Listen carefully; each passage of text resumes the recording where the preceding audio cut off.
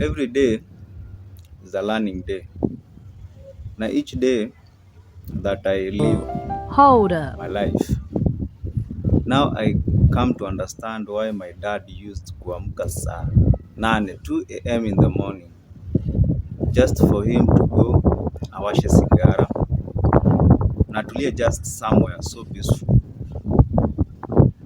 Sasa ndio nimekuja kujua maisha yenye mimi naishi, that huyo mzee he was fighting the battles that hangeambia anyone.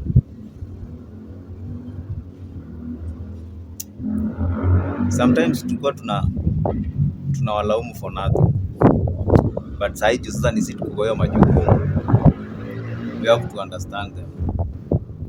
Why mtu anapata peace kunywa pombe? Why someone finds peace akivuta sigara? Why someone finds peace akikaa peke yake? Now the situation is hitting almost every youth. We used to